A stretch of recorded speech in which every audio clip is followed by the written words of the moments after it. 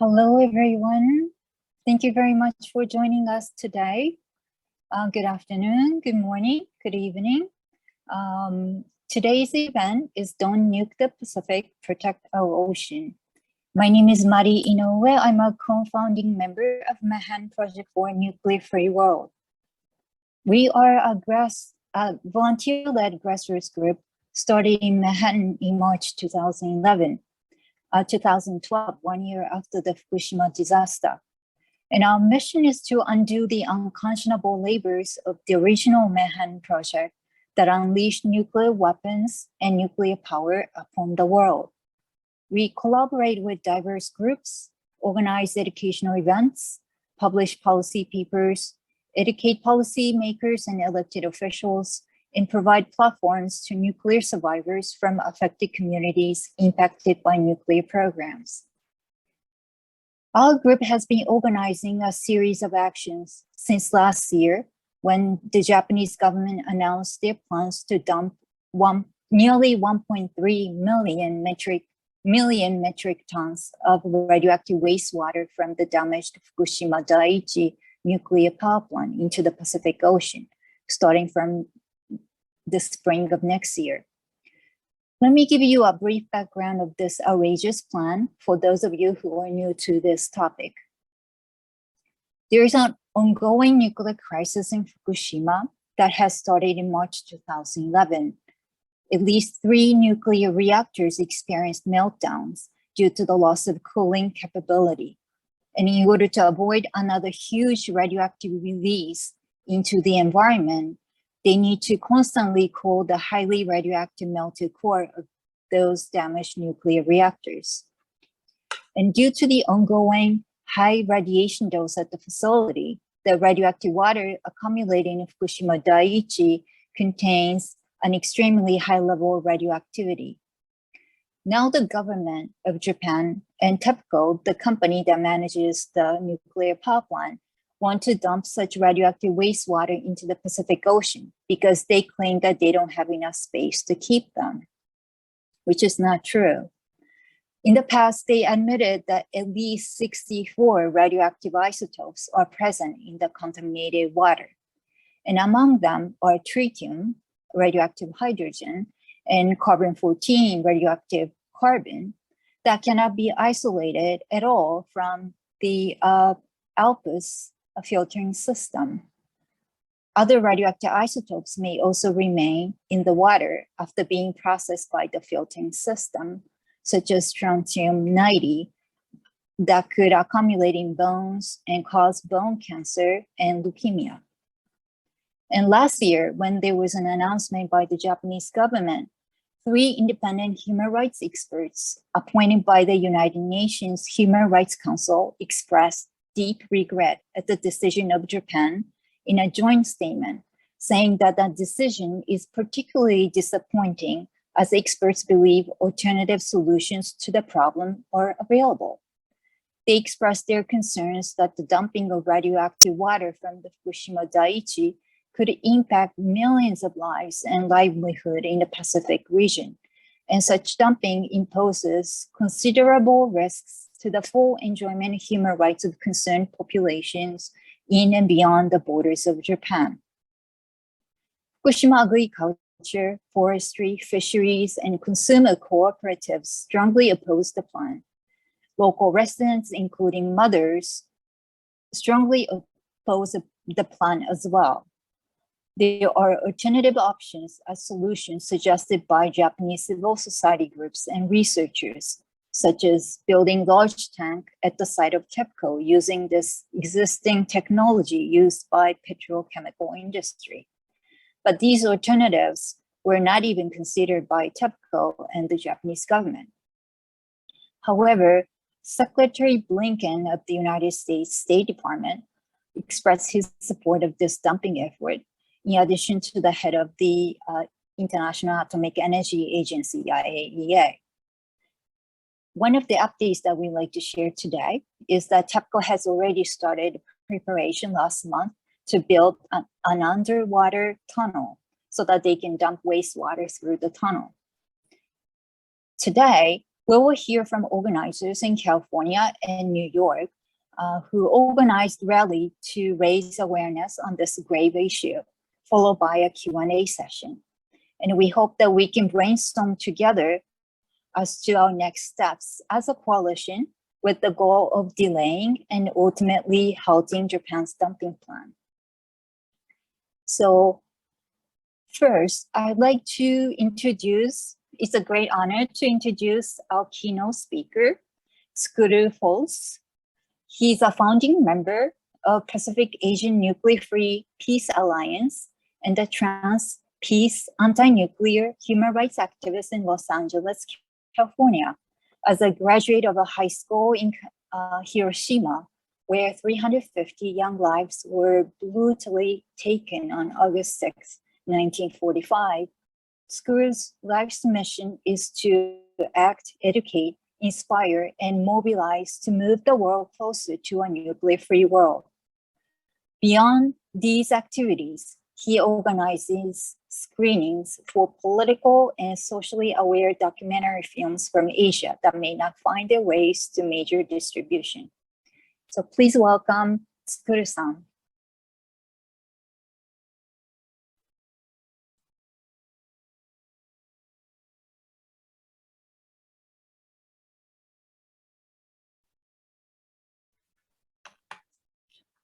Hi, everyone. Hope you can hear me well. My name is Tsukuru Force, and thank you, Mari-san, for a wonderful introduction. And I'm kind of very, very humbled.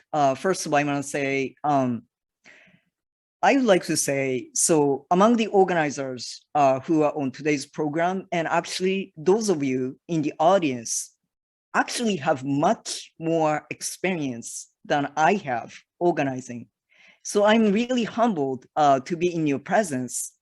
And all I can share today is my passion, the passion that I have, and actually my faith that I have in stopping this insane plan, Japan's plan to discharge radioactive water into the Pacific Ocean.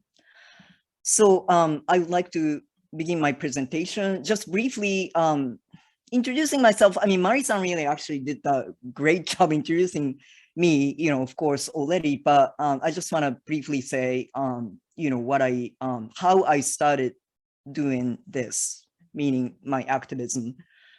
So as it was said in the introduction, I'm a graduate of high school, junior high and senior high, called Hiroshima Jogakuin High School, which happens to be which happens to be a girls' school, and I'm a trans man, so that creates a sort of interesting situation. But anyhow, I graduated from that high school in 1989 and came to the States 1990. And much of my adult life, actually, I was busy raising my child as a single mother. But when Fukushima happened, I happened to be in Japan on that day in Tokyo, because my previous profession, I was a consultant, I was a business consultant. So I went to Japan about 3 times a year to see clients. And I happened to be in Japan on March 11th, 2011. And watching the explosion at the Fukushima Daiichi on March 12th was really a huge, huge, huge shock to me.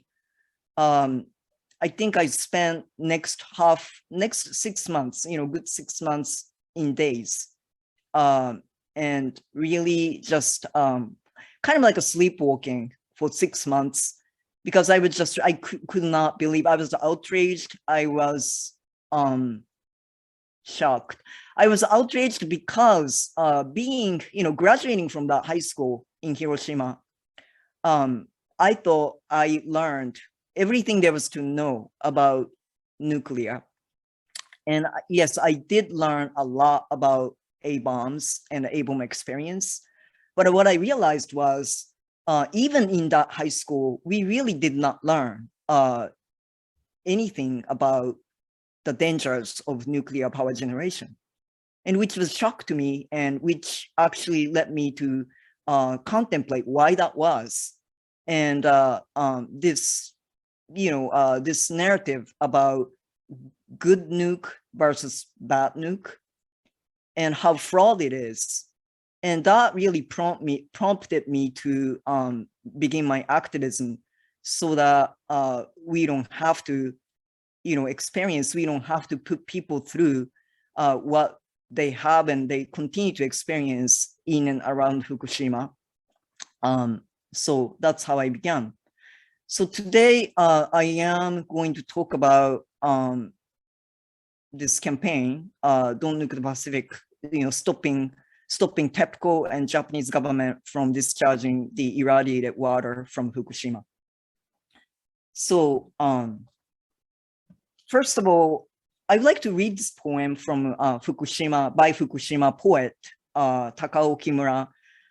He and I met on Twitter, actually, because he from time to time publishes poetry, his poems, based on the experience of him being Iwaki city in Fukushima and losing his aunt in tsunami and aftermath of the accident. So it's about the tunnel that they are digging right now. So 1 kilometer out is I translated this, so please bear with me, little kind of glitches, but like 1 kilometer out. So they say they are digging an underwater tunnel 1 kilometer out from the shore. 1 kilometer out is where the treated water is to be discharged into the ocean. Why 1 kilometer out? I tried to solve this equation to no avail. I can't find the exit that would lead me to the solution. They must have done detailed calculations and yet still ended up in front of the Fukushima Daiichi, close enough to be in view. Because of the tide, it is going to be pushed back to the shoreline. According to my amateur calculation, the tunnel makes no sense. If the undersea tunnel led to the Tokyo Bay, for example, it might lessen the reputational damage to Fukushima's fishing industry. However, Fukushima with a population of less than 2 million versus Tokyo with a population of over 10 million. Besides, Fukushima's offshore fishing has just recently been reinstated. The under-ocean tunnel or not, it would make no difference, but digging the tunnel would create an opening for the water release. Digging a tunnel 1 kilometer out to the sea seems to me a shallow thinking on TEPCO's part, and their simplified attempt to somehow curb the reputational damage. There has been no hand-holding.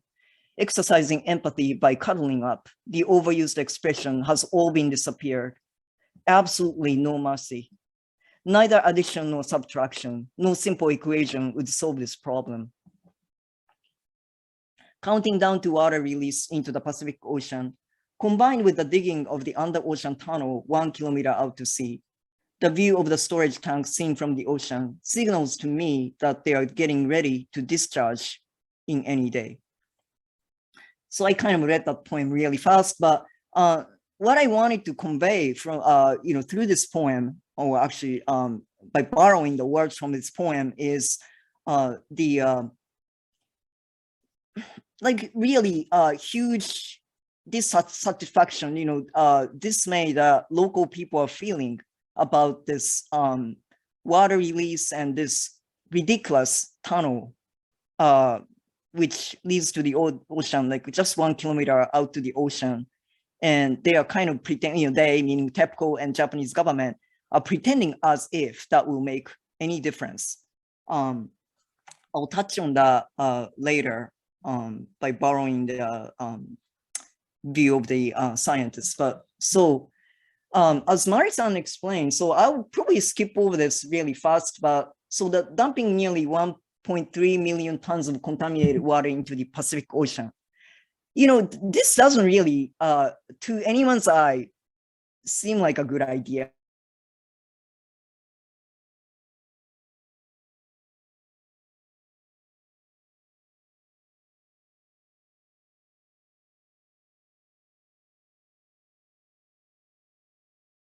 In my really personal opinion, why must a plan be opposed among many reasons is that I do really think that like local people, especially in the farming fishing industries, oppose the plan.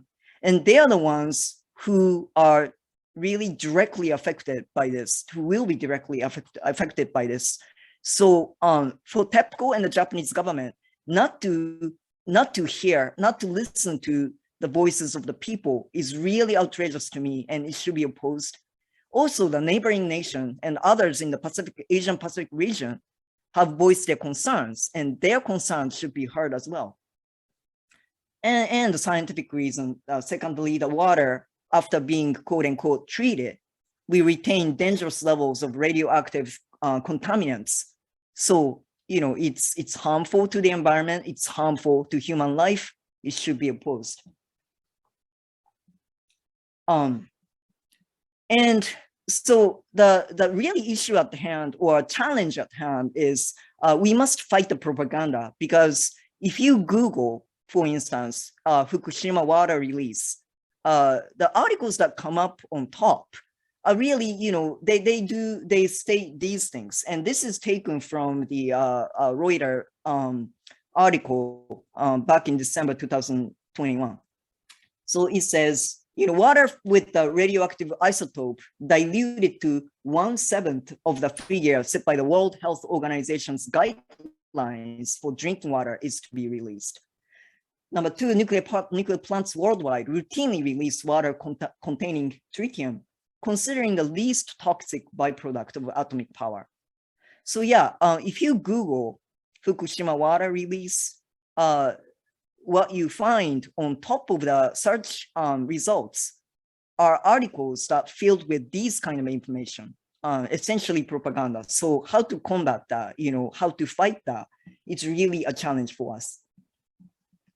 So debunking the false narrative, and although, you know, many of you may know these things already, I just kind of quickly put together, you know, few points that I always talk to people about when I talk about this issue. So as Mari-san mentioned, the ALPS, the water processing system that they have, cannot remove all radionuclides.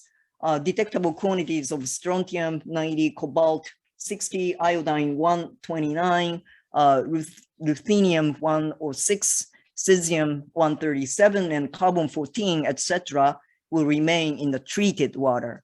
And around 70% of the water will still require additional processing to be safe. So, and number two, I borrowed this from my friend Libby Halevi, host of the Nuclear Hot Seat. She's a survivor of 3 Mile accident. So dilute versus disperse. That was like her one of her episodes the other day. So to dilute to dilute something is to make it weaker. You know, a chemical poison can, in theory, be diluted, you know, in the water to where it won't harm you. But the smallest unit of danger in any radioactive substance is a single atom. Each atom is radioactive all by itself, and atoms cannot be diluted. They don't break down to something.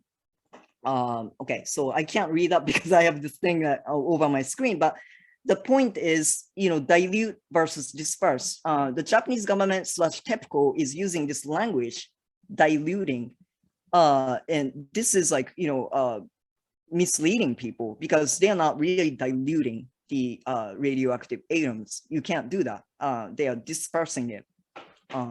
So number three, the current legal safety limits to radiation exposure does not take populations with increased radio sensitivities into consideration. So when they talk about, you know, it meets the standard of safety, for the most part, they're looking at a healthy adult male.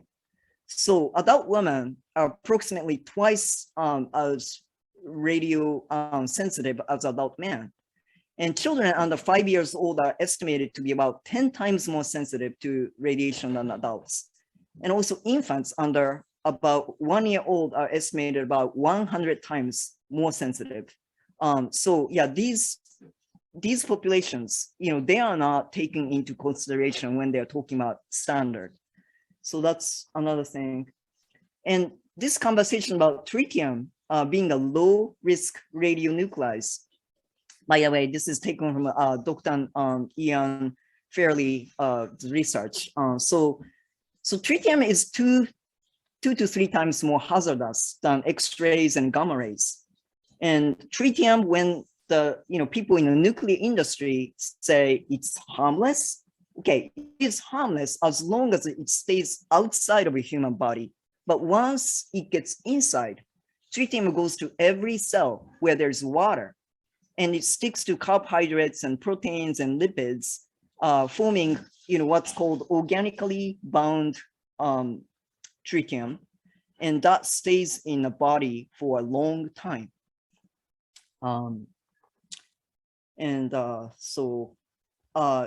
Tim Dear Jones, he actually contacted me about 2 months ago when I launched this campaign, and he has been like helping me, understand more about the dangers of this planned release. So he says, tritium, cesium 137, and a number of other radioactive nuclides bioaccumulate in marine species. So as they accumulate, they increase concentration in the animals that are routinely ingesting them, and biomagnify as they go up to the food chain. So this means they become progressively more concentrated in predator species, such as humans. We are, on top of the food chain. So, by the point that it gets to us, the concentration is very, very high.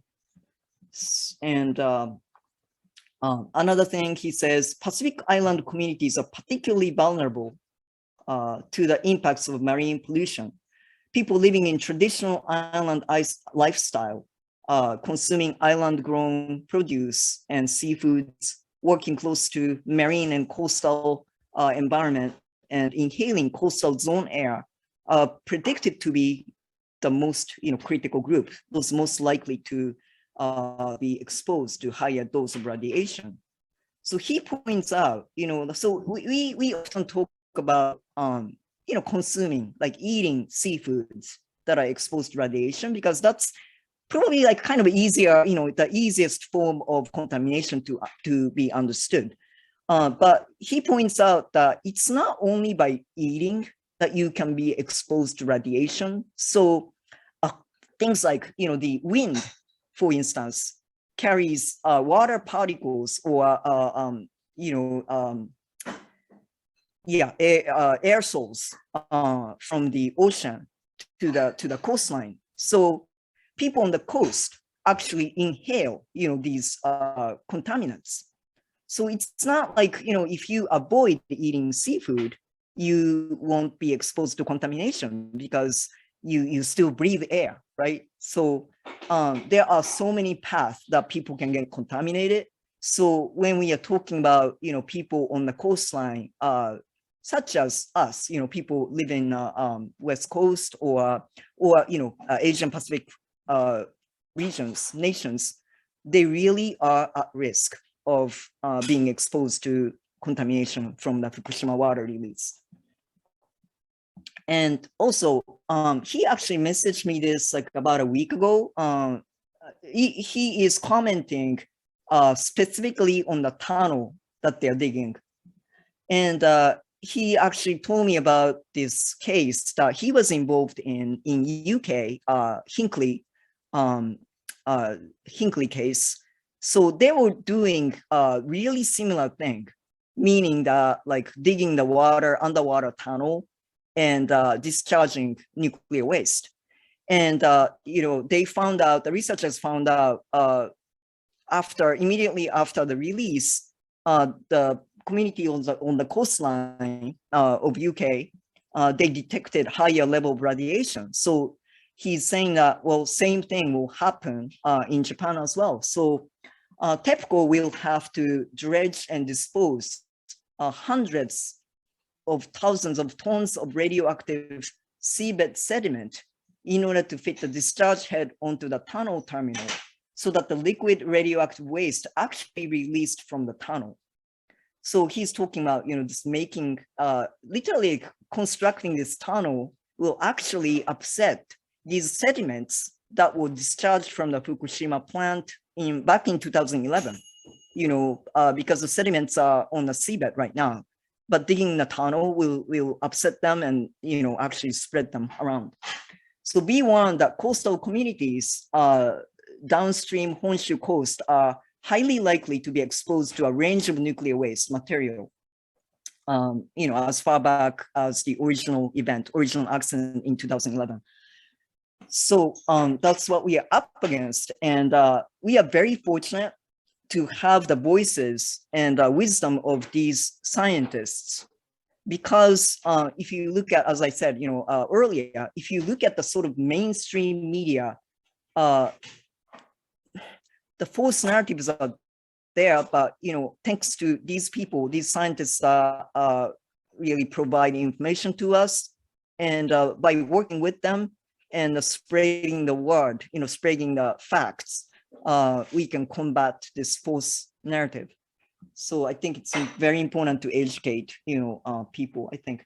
So I'll just lastly talk about what we did in LA at the start of this campaign, this last month in June. So we started out doing a tabling People's Summit that took place in LA, California. The summit was actually organized as a sort of a protest to Joe Biden's, People of the Summit of the Americas. That was kind of quietly happening. It didn't get a lot of news coverage, probably because of the failures of the summit. But anyhow, so a bunch of us, essentially people on the left, bunch of organizers and activists gathered in LA to have a speaker program and also like information tabling. So I tabled at the summit for 3 days, June 8th to 10th. And essentially I talked to a bunch of organizers, activists, and it was really learning experience and very inspiring as well, because these of us, those of us who are in the anti-nuke, anti-war activism circle tend to talk to each other, because that's like the easiest thing to do. So we talk to other anti-nuke, anti-war activists and organizers and get their help, which is great too. But expanding the circles and actually talk to people who we may not talk to usually was really great, because I learned that a lot of people actually are concerned about this issue. They may be actually in, people like, okay, so I was talking with organizer who organized for, free Assange, so I mean, and like, and the embargo against Cuba, stuff like that. And they are all very much concerned about this issue. So that was very encouraging. That really gave me the introduction to organizers, activists in other, area, other fields, and sort of, network with them and form alliance with them. So that was great. Another thing we did, I'm calling it as Beach Walk in Santa Monica, California, June 11th. That happened to be on the day of March for Our Lives, anti-gun event. So we actually did not get so many numbers in Santa Monica, but we actually, what we did, as you can see, we actually went out on the beach to talk to people, beachgoers, because in my eyes, they are actually the ones, who should be concerned, and actually very much concerned, because they are the ones who take their families, young children to the beach. A lot of surfers are on the beach. So yeah, we went out there with the banner and literature to talk to people. And it was very interesting experience as well. I would say, so this is encouraging news for all of us who are concerned about this issue. I probably collectively talked to maybe 100 people on that day. I would say about, I got 3 no's, meaning that when I walked up to them and said, "Oh, can I talk to you?" And we had this huge banner, so people can kind of see like what I am going to talk about before I open my mouth. And yeah, maybe three parties said no, I don't want to listen to you. Sorry. And I just kind of, I said, yeah, thank you for your time, and I just moved on. But rest of the people are really at least open to listening. And actually, most of them, if we get to talk to them, they said, well, this is really not a good idea. What can we do? So that really was encouraging to me. And it's kind of demonstrates the importance of like going out there, because as I said, we tend to stay in like activist organizer circle, but just going out there to like general public, I guess, for lack of a better word, and talk to people is very important. So so key takeaways, I kind of touched on this already, but so usually the general reaction that I got by talking to people on the beach was, yeah, I've heard about it. People have heard about it, and they vaguely remember it because Japan's announcement was a year ago, right? In April. So April 2021. So they remember vaguely hearing about it. And as I said, most think that the dumping is a bad idea. And most are willing to act if proposed an immediate action to take. So people are like, okay, where do we sign up? So if you have some kind of action that they can take right on the spot, I think there are chances that they would take action. So and also lastly, I personally feel that framing this as everyone's problem is a key. And I guess what I'm trying to say is, I'm kind of repeating myself, but it's easy, or we always talk to each other, activists, organizers, which is great because we have to work together. But it really is this issue of dumping irradiated water into the Pacific Ocean actually is everyone's problem, because everyone, enjoys going to the beach. Everyone, or well, maybe not everyone, but we eat, right? We eat seafood, we eat farm, produce, and this dumping will affect these things. So if anyone is concerned about our health and the future of our planet and future of our children, this is everyone's issue. Does not matter which field of activism that you are in. So appealing to groups and individuals that are not usual suspects, meaning that not necessarily anti-nuclear and or environmental activists, going to like, outside of our circles is actually very important. And that's the key takeaway that I learned from my own experience. So our game plan, this is my last slide. So our game plan, and our meaning that like, me in my immediate circles in LA.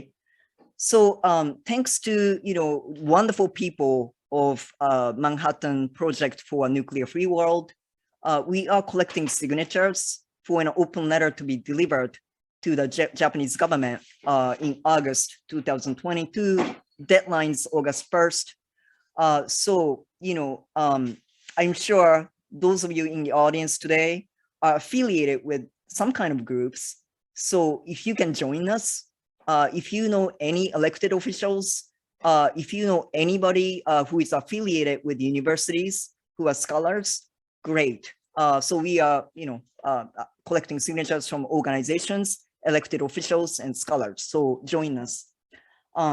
Coordinated regional direct actions and events throughout the month of August 2022 to raise public awareness, because August being an A-bomb Memorial Month, there's a huge opportunity to raise awareness over this issue. So, we are coordinating regional direct actions. So again, join us if you are inspired to do so. And work on and with municipal government, especially on the Western United States coastal cities, to pass resolutions possibly to demand Japan halt the planned dumping. That's sort of like what I have on my table right now. I think there's a chance, especially, if there are coastal cities, people are directly affected. So there is a chance of, convincing them to pass some kind of resolutions. And appeal to independent media, mainstream media. Yeah, write letters to the editor so that this thing can be publicized and many people will be aware. And lastly, this is kind of like a big thing to say, but involve youth. Because I see a lot of people in my circles in like anti-nuclear, anti-war movements. I mean, I'm 51. And it's kind of like a 51 and up kind of thing. I mean, I see a lot of like old people, and that's great because I learned from them too. Like, I learned from their wisdom, but I think we would like to involve young people. I'm on a meeting. Yeah. So yeah. Let's involve youth, sunrise movement, youth climate action. They're out there, and their future depends on protecting our ocean. So that's all I have. All I ask, I'm just a one person who has been inspired to act, and I want you to join us. So join the fight, stop TEPCO, and my contact information is there. So thank you so much for your time, and let's fight together for the planet. Thank you.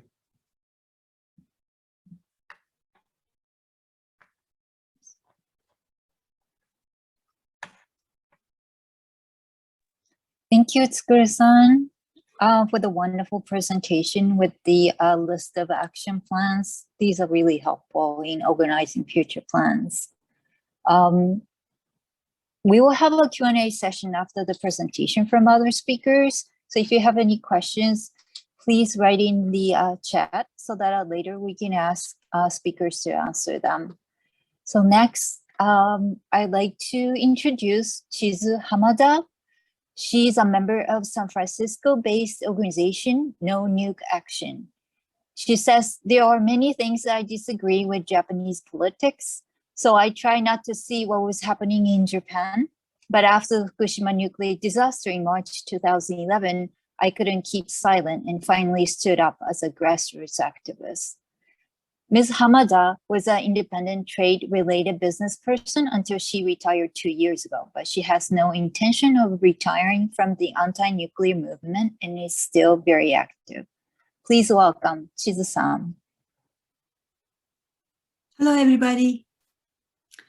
I was asked to talk about our monthly rally, which marked 100th rally on the March 11th this year. And I am a member of Non-Nuke Action, which was founded soon after the Fukushima nuclear disaster. And I joined the group following year, which is 2012. Also very significant year because one of Japanese nuclear power plant was about restart. And Japan witnessed that experience and witnessed this level 7 heavy nuclear disaster. And then many of us found out that nuclear power plant is very dangerous and is very expensive and is taking our livelihood and risking our health and lives and ignoring the human right. So next year, 2012, the summer, was so many demonstrations and protests in Japan, everywhere. And I needed to express myself, my concern. And I wanted to give my voice to the government. And then I couldn't really find in San Francisco Bay Area much movement, and then finally found one rally would happen in San Francisco. So I expected it's a huge rally, and I went there. It was like less than 10 people's rally. So I suggested to have the constant monthly rally, to not forget the March 11th, the every month, 11th rally. So that started from 2012, June. And then each rally, we wrote to the demanding letter to the Prime Minister in Japanese and in English, and then freshly wrote every month and submitted these through the Japanese consulate. And we found also many American groups which protesting same cause. And one of them is Fukushima Response. They had organized a human letter on the Ocean Beach, San Francisco. Maybe Jun-san, the photograph, please. And we helped this, and then 500 people gathered on the beach that day, 2013. And we made the human letters, said, photograph, please. Yeah, the Fukushima is here.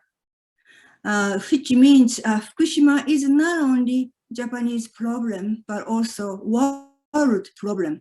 And then radiation has no boundary, so that the radiation comes from the air, from the ocean, and then radiation is everywhere.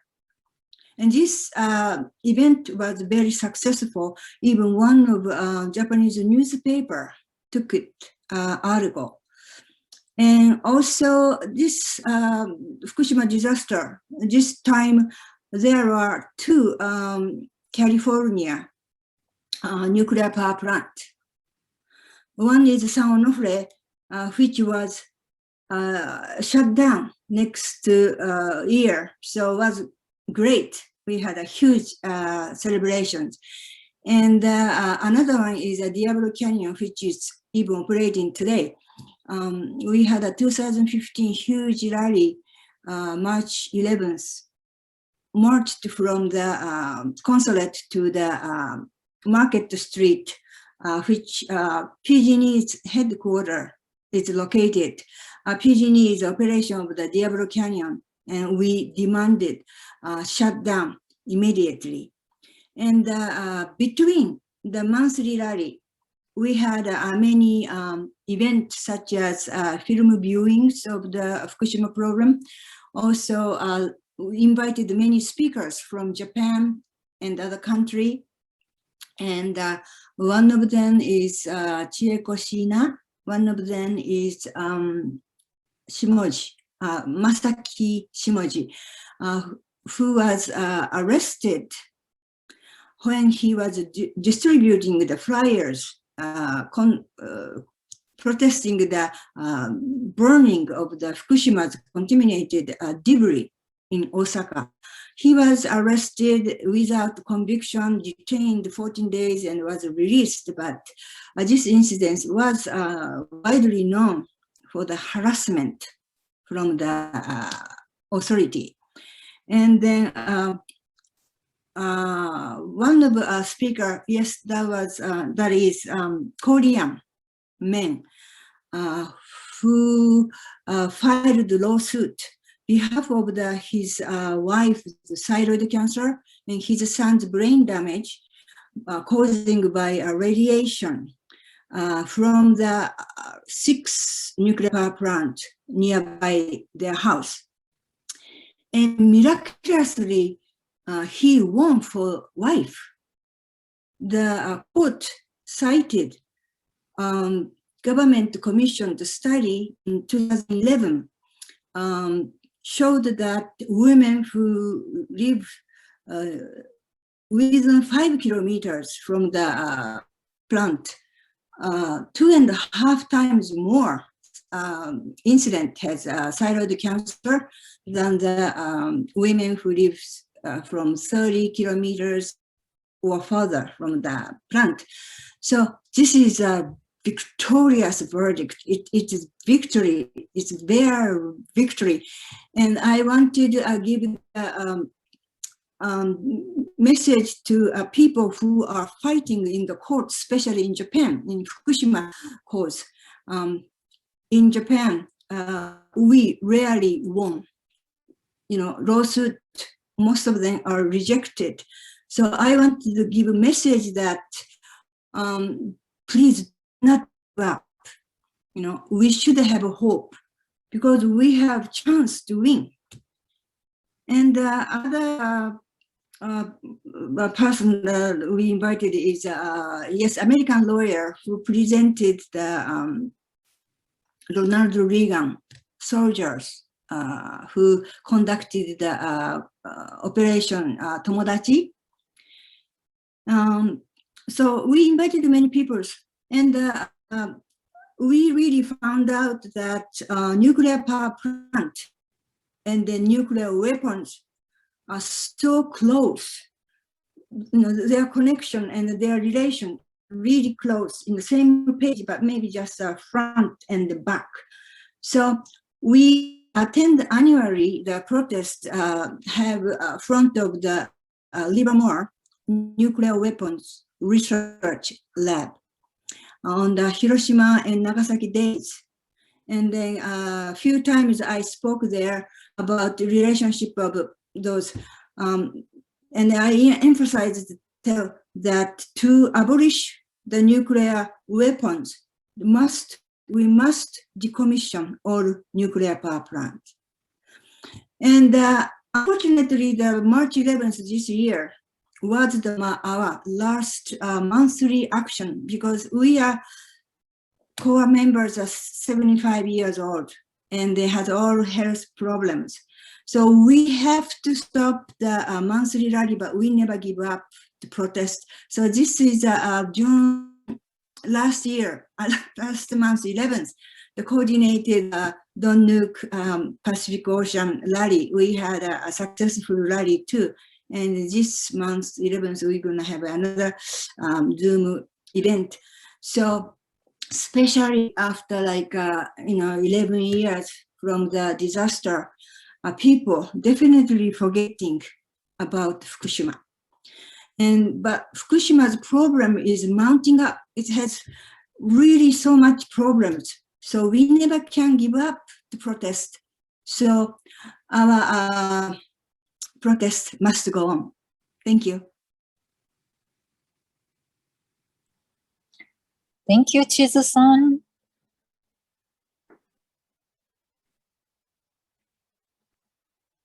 Next, I'd like to introduce Chizu-san. That was a really powerful presentation, and thank you so much for organizing all these monthly event in front of the Japanese consulate. And I hope that someone, young people in your community will be able to continue that action, because we need to keep doing this on a regular basis. Otherwise, people will forget, they will forget, and that's what they want us to do. So thank you so much for the inspiration.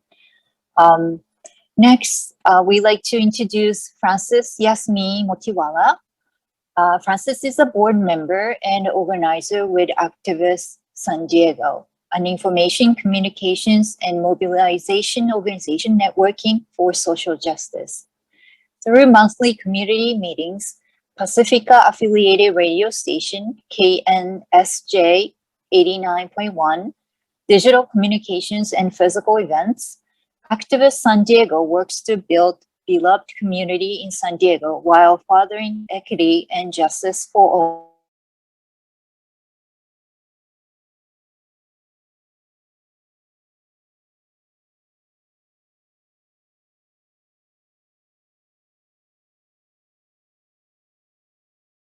Thank you so much for joining us today. Thank you so much for having me, Mari-san, and everyone for showing up today. Really appreciate everyone being here. And so, yeah, a little bit about me, Francis Yasmin Motiwala, she, her pronouns. Born and raised in Chicago to a Pakistani father and Peruvian mother who met at a Filipino wedding. And I grew up evangelical Christian and have had quite a journey to where I am today. I need to keep this down to 5 minutes, so I'm going to cut to the part where I spend 14 years organizing with Peace Action, which is the offspring of the old Sane Freeze movement, a group that began in 1957 as the Committee for a Sane Nuclear Policy.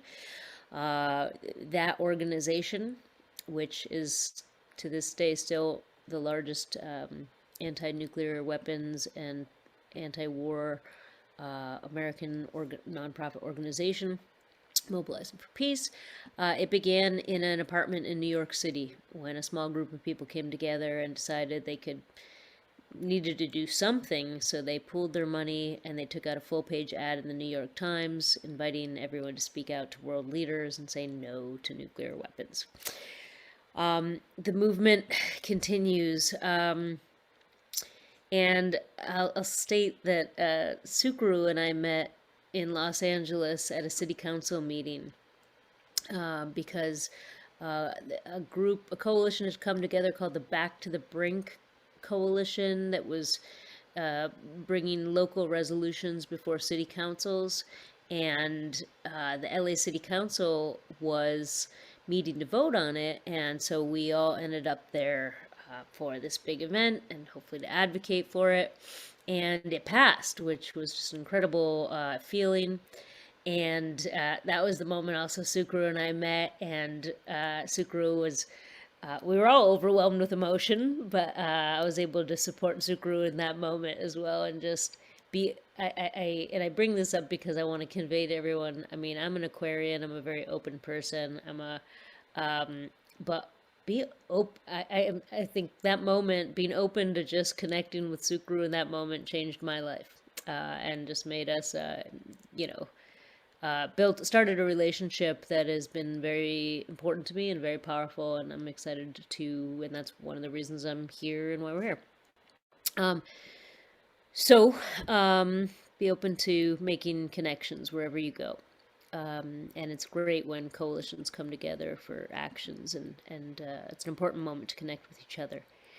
So last year, when I heard about TEPCO's announcement, I was livid. I was very angry. And at the time, Sukru and I were both working on another project. And the thing about it, we were all very angry and we declared we were not going to let this happen. But we were also very busy doing other work. And I will say that one thing I also want to point out is interesting because when just a handful of months ago, Sukru reconnected on like, hey, I'm pulling this coalition together. It was great I immediately said yes because it's something I was so passionate about.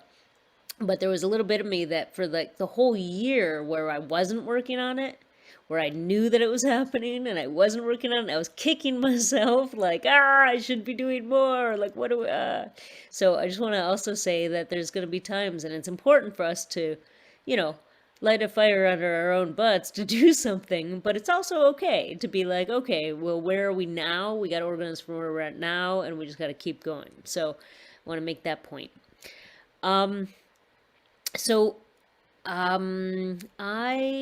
left Peace Action to run for Congress back in 2019. I ran because I saw that my current representative was not keeping it 100. He was selling out to the corporations.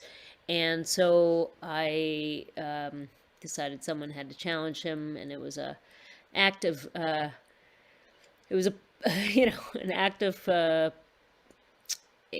craziness, but it taught me a lot, and it taught me that we individuals of anyone can make a huge impact.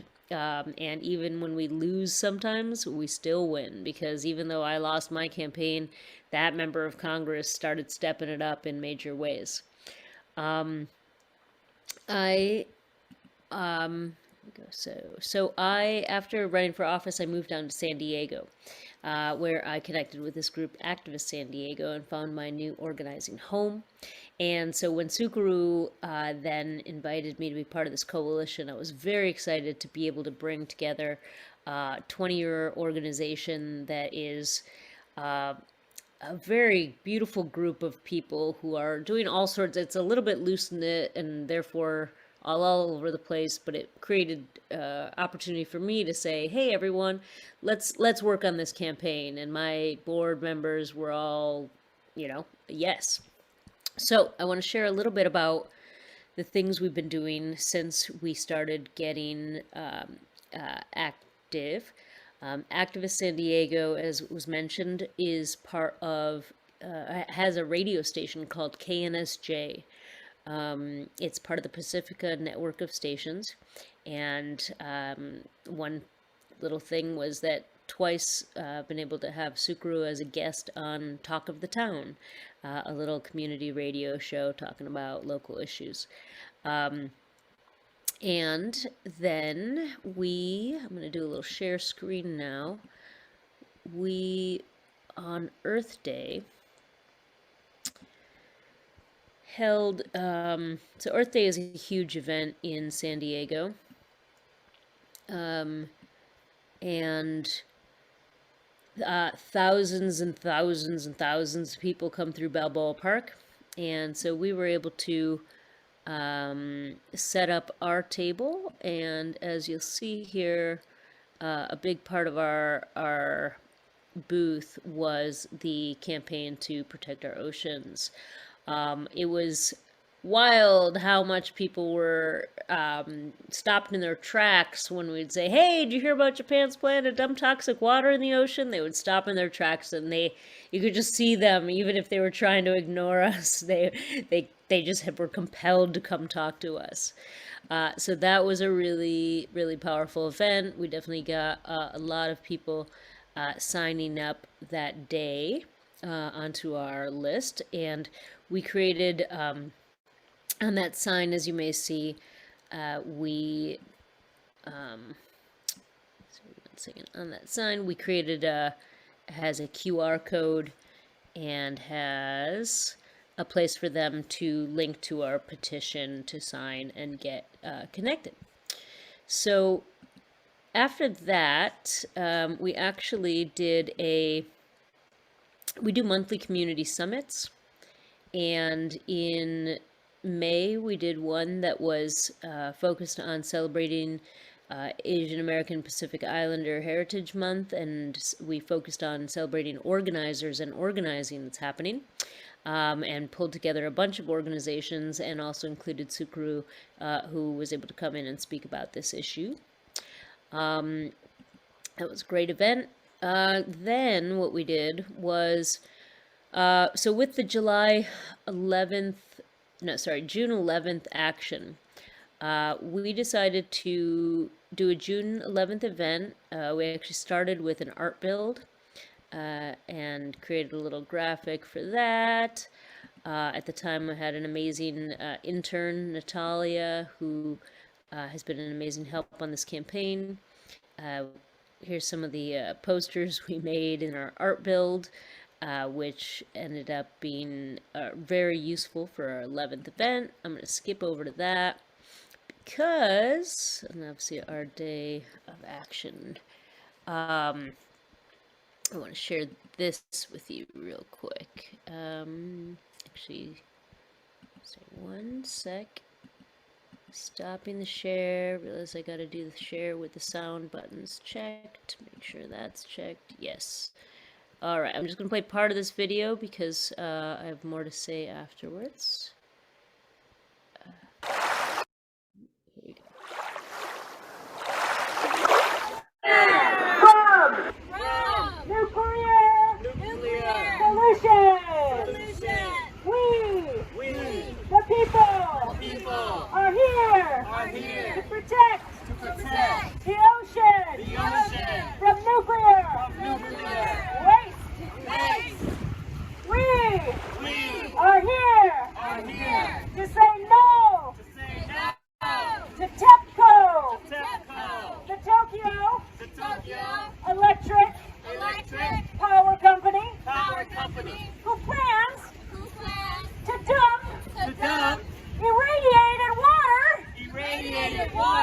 Into our ocean. Into our ocean. Next spring. Next spring. We are here to say no. To say no To nuclear wastewater to nuclear wastewater in our ocean. in our ocean. We We are here to protect our ocean. ocean. We are here to to protect protect our planet. our planet. Okay, 3.6 million pounds of radioactive nuclear waste buried on the beach, on an earthquake fault, in a tsunami inundation zone. Oh yeah, in the middle of millions of people. What's wrong with this picture? Everything. Okay, repeat after me. Water is life. Water is life. Water is life. Water is life. And was the magnificence of the Pacific Ocean created to hide the mistakes of bad designs and poor decisions? No! Tell everybody that you know that this is an international issue and it's unacceptable. We cannot leave this waste to future generations. Where does the wastewater go? Into our beautiful Pacific Ocean. So, when science has been releasing these radioactive dumps since the advent of the plant in the late 60s, it's still continuing. We know about these dumps 48 hours before they happen. What is happening? The same water that is released at San Onofre is being sucked into the desalination plant for 10% of all San Diego homes, or 400,000 homes, to drink.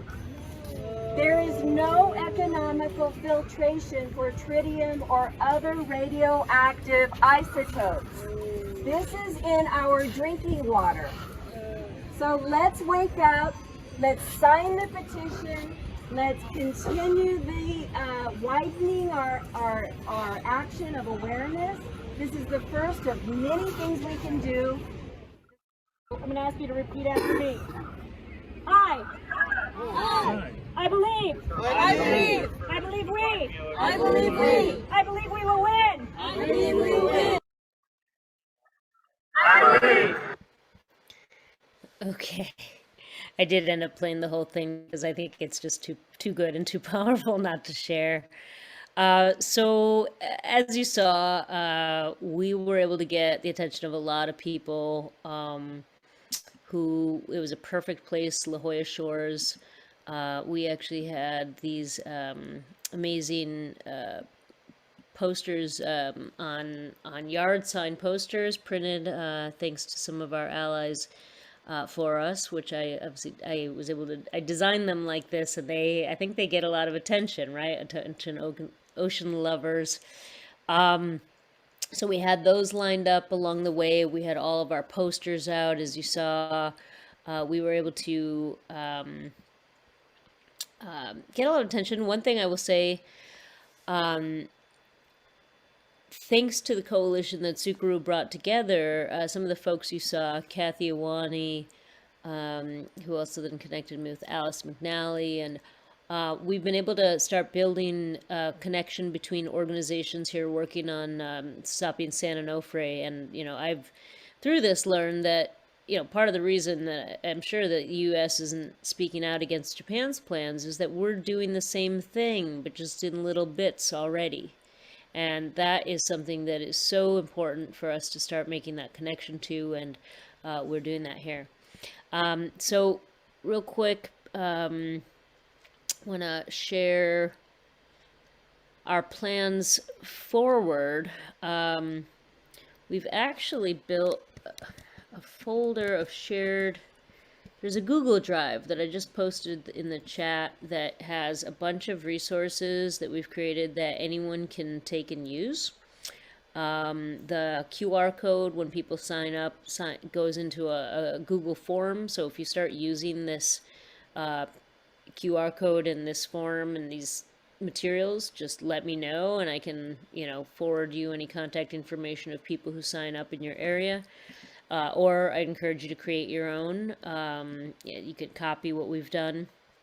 Activist San Diego is working on building a website page that will be linked from activistsandiego.org that will contain resources and information about this campaign.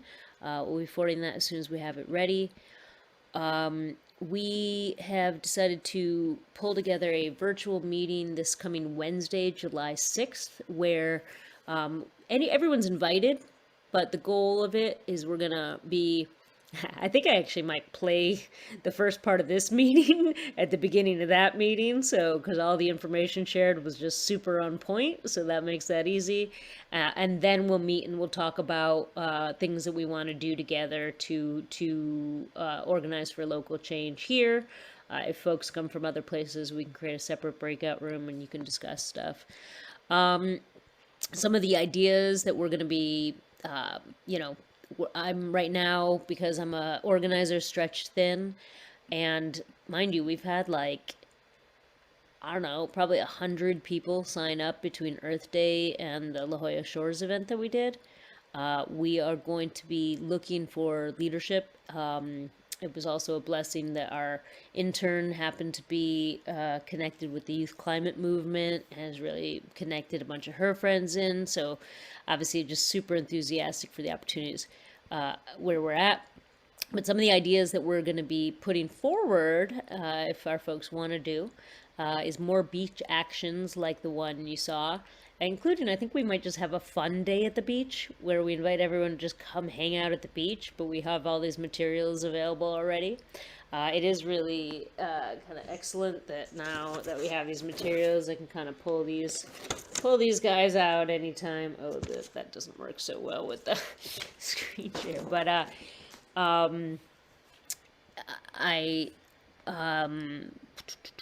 we are thinking about identifying local businesses who might have walls near the ocean where we could get murals painted, because we have an organization we're connected with that does murals.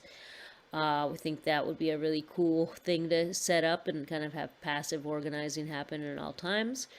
Outreach to elected officials, teach-ins, and just doing a lot of coalition building right now, I think is going to be really key.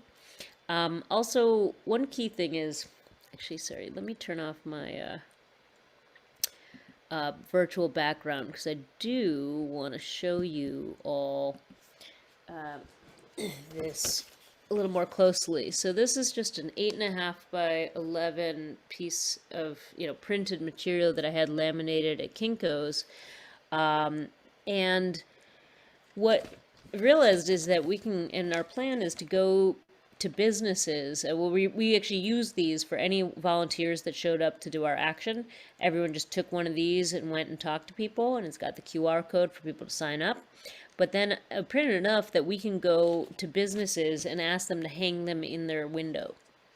When I was running for office, I was shocked at how many businesses were totally cool with me hanging something, my campaign thing, in their window, just asking, So we are going to be connecting with businesses, especially in San Diego's west side near the ocean, although, mind you, everyone in San Diego loves the ocean, so I actually think we can do it everywhere.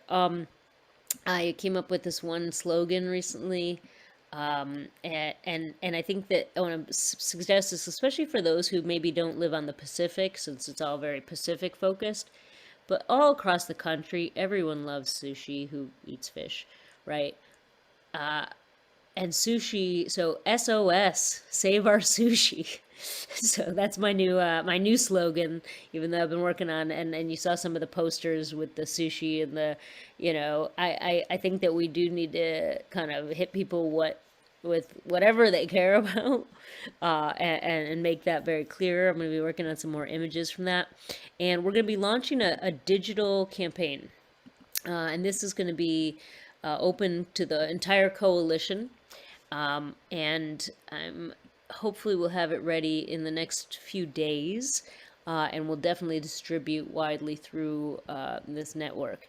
And the digital campaign is going to be something, it's called organize.org. And basically, it's going to be a Twitter and Facebook campaign. And you all will be able to invited to join. And when you join, you're basically committing to allow us to post something where you're pre-creating a post that will go live at a certain time and day at the same time where all of ours goes live, right? So this sometimes it's called a tweet storm, or used to be called a thunderclap, but it's basically a way of us building that kind of social media momentum and, you know, maybe going viral. And so we're going to have the month of July to get everyone signed up on this campaign. And during that time, you can ask all your friends and family to also sign up to that campaign to make sure that we make it as big as possible. It's going to go live on Friday, August 5th. At the same time that some of our comrades here at the Manhattan Project for a Nuclear-Free World will be holding an action, and that's the same time it'll start to be Hiroshima Memorial Day in Japan. So this is going to be, you know, we know it's a time every year where Japan is in the news and there's a lot of attention on nuclear issues. So it's a perfect moment for us to go live on this digital campaign and help influence the media narrative. So once we do that, of course, then once it goes live, be in the comments and be liking and tweeting and commenting and doing all the sharing and all that stuff. So I'm going to stop there. Sorry, I've gone over my time, but I'm also, we have question time, and just very excited about really us all pulling together as best we can to make this happen. Thank you.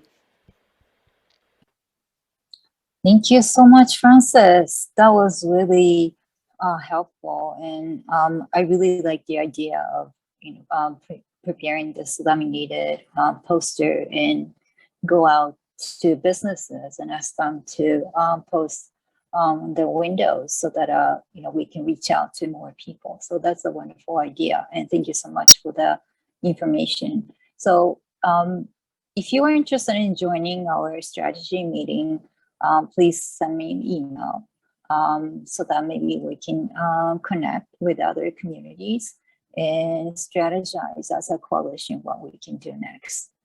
So before I introduce next speaker, I'd like to show you a couple of photos that we received from the Korea Federation of Environmental Movements, KFEM, which is the largest environmental organization in South Korea. The organization is also a member under the Friends of the Earth International. And they also organized a rally in Seoul in June in regard to this Don't Nuke the Pacific action. And they sent us these photos, and it seems like they received a really good attention from the local and national media.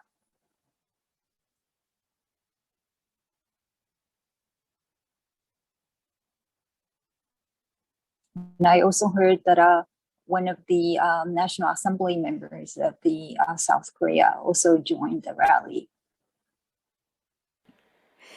You're just making me realize I used one of their images for my flyer, for one of the flyers I did. It was very good. Yeah.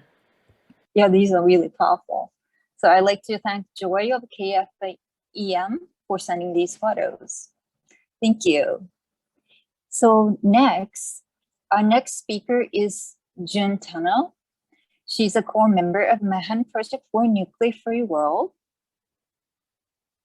And Jun-san is the organizer of today's Don't Nuke the Pacific, Protect Our Ocean Zoom events. And also she organized the Protect Our Ocean March and Rally in October last year in front of the United Nations. So Jun-san.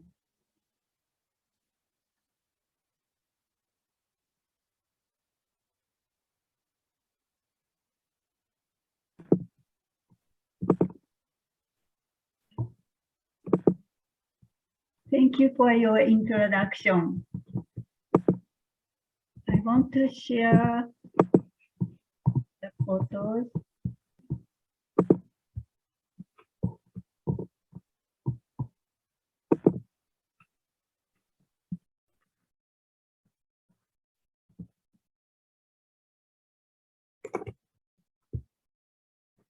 On October 2nd last year, Manhattan Project for a Nuclear-Free World had Protect Our Ocean March and Rally.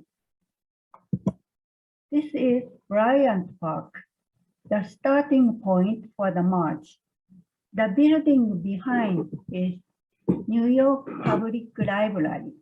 This is the library. Bryant Park is a year-round place for citizens to relax.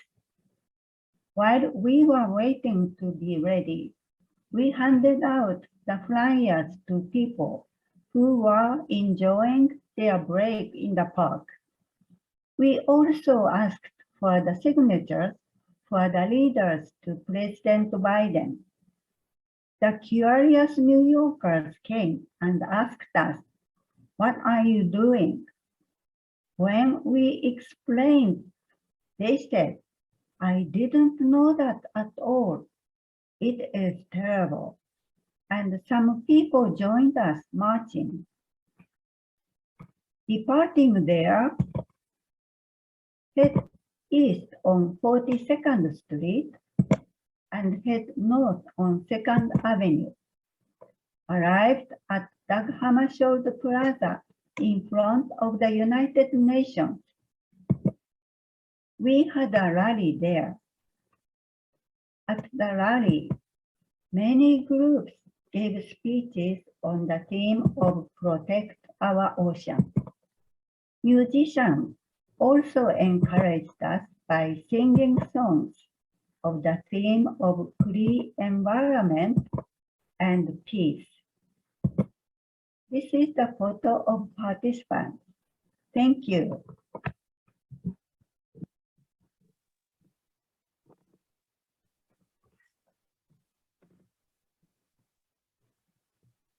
Thank you, Jun-san. Let's bring all the panelists and let's move on to the Q&A session. Let me see.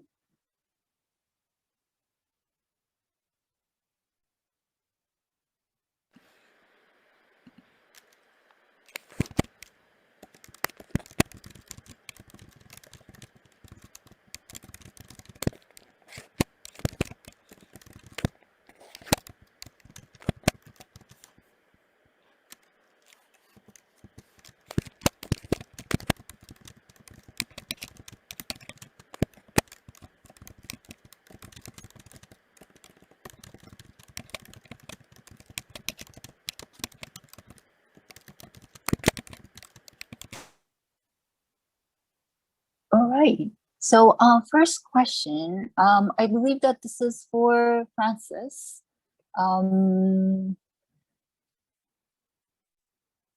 So is KNSJ Community Radio?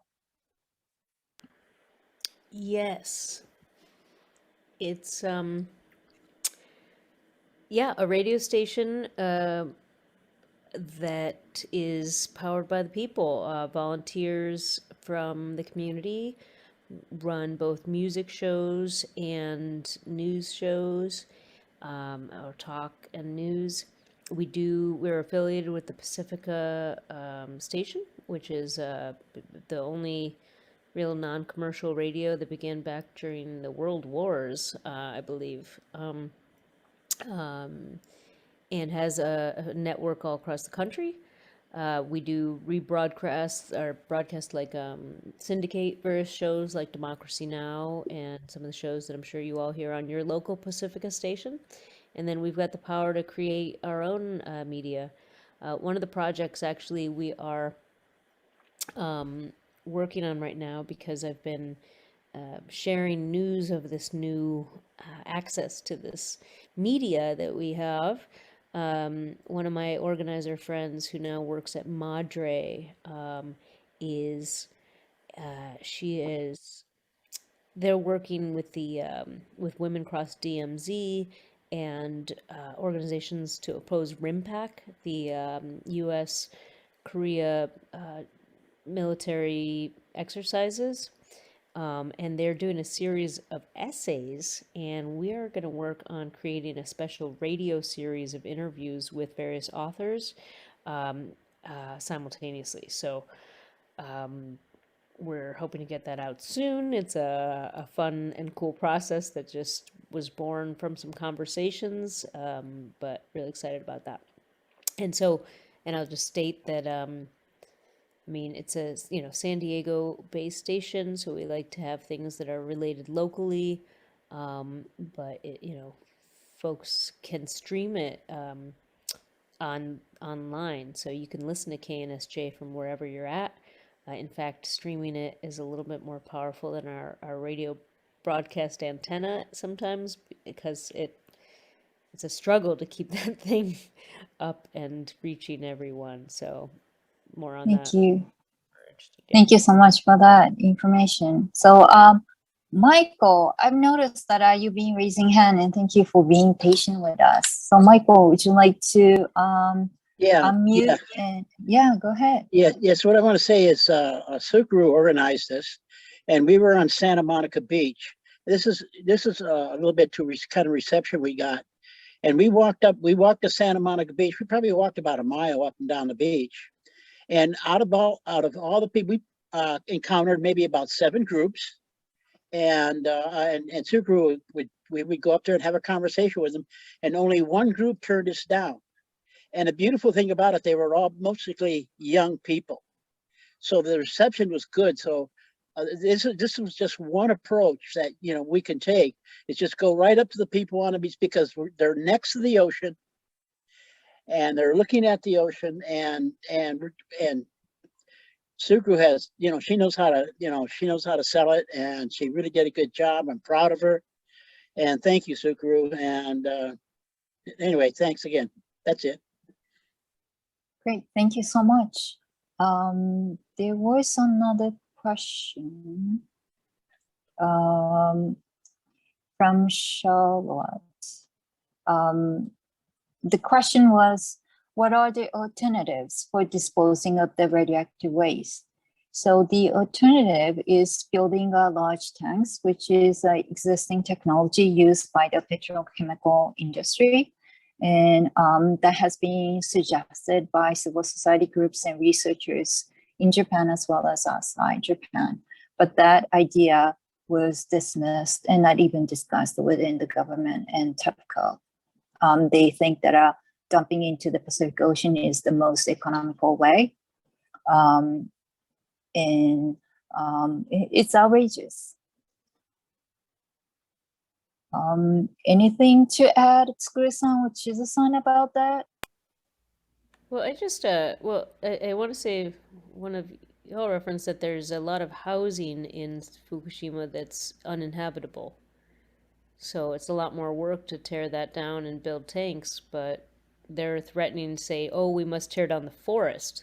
No, that's like, I think trying to pit us against each other, which is really disturbing.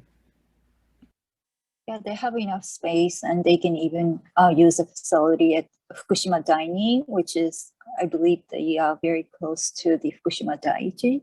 So they have space. They're just using space as an excuse to dump in the Pacific Ocean. And the next question is to Chizu-san. A big win in a lawsuit was mentioned. Do you have a link to the decision? If so, would you please put it in the chat? Link of the website? I believe it was about the Korean lawsuit that a lady was able to win for the thyroid cancer case. And if you have any links to the information, newspaper articles or anything like that, please share with us. Thank you. Yeah. And you can also send it to me so that I can share with the person who asked that question. I think it was a question from Linda. Actually, I didn't think I have one, because I had that person, right? And then we had a tour with him. and then I he see. stayed at our house, but I really don't have the link. But I got the whole story from him directly. I see, I see. Thank you so much, Chizu-san. Well, since it's already 1 hour and almost half, and we thought that this will be about like 75 minutes on Zoom call. So let's close this meeting. Skuru-san, we haven't heard from you, so maybe would you like to say something first? Yeah, no, all I have to say is thank you so much, everyone who gathered here. It's Saturday. You could be doing, many other stuff, but you guys being here really means so much to us. And as I said, I just wanted to, my inspiration comes from comes from my belief really, because I'm just a one person. I don't lead the huge organization. We are always like kind of trying to come up with the money, from our own pocket to do stuff. But I just do firmly believe that, however small the group is, or even if you're one person, you just reach out, to many wonderful people like this and groups. And if we get our force, get power together, I think we can really accomplish huge things and change the world. So thank you so much for being here, and thank you so much for continuing to inspire me. Thank you. Thank you, Tsukuru-san. Chizu-san, any last words? The important thing is we should really not give up. We have to just continue. Continuity is our power, and silence is admittance. That I always say, we really have to go on to protest. That I want to say. Thank you. Francis. Yes. I want to echo Sukuru's statement about gratitude for everyone who took the time to be here. And, this is just the beginning. We have a lot of work to do, but it's going to be fun work. And honestly, this is the easiest canvassing and organizing there ever will be, because everyone agrees with us on the issue. I've done years and years and years, over a decade of anti-war and anti-nuclear weapon organizing. And when we were talking about the Iran nuclear deal, even loyal Democrats were like, well, I don't know, it's very complicated. And this one is not complicated. It's so straightforward. And we have this is ours to win. So I'll just say that. I want to also echo, actually, Sukuru touched on the finances. And I want to ask, not just for Activist San Diego, but I just put Activist San Diego's link in the chat, and I would ask, could you go give $5 to Activist San Diego? Could you go also to Manhattan Project's website and Sukuru's website? Because the work we're doing right now, let's put them all in there. If you can throw whatever you can to each of our organizations, that's what's going to give us the budget to print the materials, to print the buttons. And thank you, the buttons turned out amazing. And I also want to throw out that Sukuru mentioned we canvassed for 3 days at the People Summit. Sukuru held that space for 3 days, 2.5 days, all day. I relieved him of bathroom breaks when I could, but held that space and had all those conversations in such a huge gift to us all. So I just want to shout out there and just say every conversation that we have, every action, every friend that we invite to be part of this, and I'm really excited to be building with you all. So thank you. Thank you, Francis. And Jun-san, before I go to Jun-san, there was a question, direct message to me about how to save the chat.